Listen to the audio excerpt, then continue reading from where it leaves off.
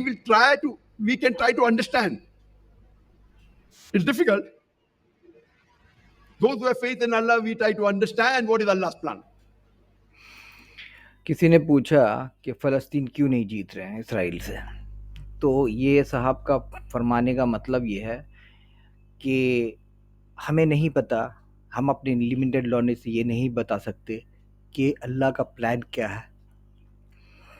अल्लाह का प्लान क्या है? हो सकता है कि अल्लाह की जो मर्ज़ी और अल्लाह जो चाहता है वो करता है, और हमें पता नहीं कि क्या चीज़ में हमारी भलाई है और क्या चीज़ में हमारी ख़राबी है और कौन सा चीज़ इम्तिहान है, ये हमें नहीं पता। जब ऐसी ही बात होती है, जब मुसलमान जंग जीतते हैं, हुजूर के दौर में भी बहुत सारे जंग जीते, हज़रत अली के दौर में बहुत सारे जंग जीते, और सुल्तान सलाहुद्दीन अय्यूबी और दीगर भी मुस्लिम जो क्या कहते हैं मुस्लिम क्या बोलते हैं, मतलब जो भी कहें, जो वॉरियर कहें या जो भी कहें, इस्लाम फैलाने वाले हों, जो भी हो, तो जो भी जंगें हुई इस्लाम के लिए, तो उस वक्त जब जीत होती है, उस वक्त आप क्यों नहीं कहते कि भाई पता नहीं ये जीत है या हार, पता नहीं हमें खुशी मनानी चाहिए कि गम मनानी चाहिए? क्योंकि उस वक्त आप ब्रैगिंग क्यों करते हैं? उस वक्त आप लोग बड़े खुश होते हैं, जोश खरोश से सुनाते हैं कि अल्लाह हमारे साथ है, अल्लाह हमारे साथ है, अल्लाह हमारे साथ है।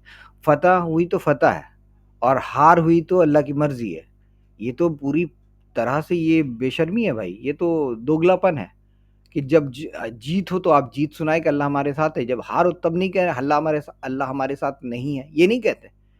अल्लाह का प्लान हम नहीं जानते, तो अल्लाह का प्लान जब तुम नहीं जानते हो तो जीत के टाइम में भी यही कहो ना कि अल्लाह का प्लान हम नहीं जानते। हो सकता है ज़ाहिरी तौर पर वो जीत है, लेकिन हो सकता है कि सच में वो हमारे लिए हार हो, अल्लाह नाराज़ हो और ये हमारे लिए फटकार हो कि हम जीत गए।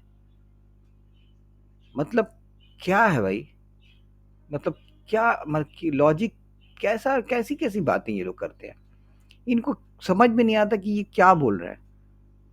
कितना झूठ बोलते हैं, और मासूम लोग जो 1 सेकंड के लिए दूसरी तरफ नहीं सोच सकते कि भाई ऐसा भी तो हो सकता है कि अल्लाह का प्लान।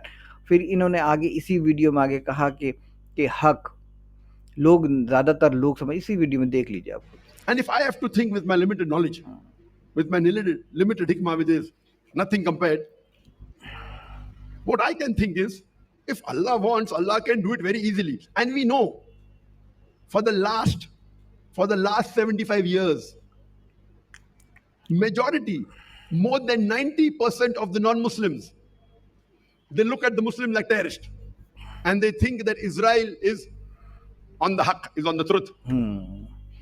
ज़्यादातर जो नॉन मुस्लिम वो समझते हैं कि Israel is on the truth, मतलब ये हक पर वो लोग हैं, तभी तो जीत रहे हैं।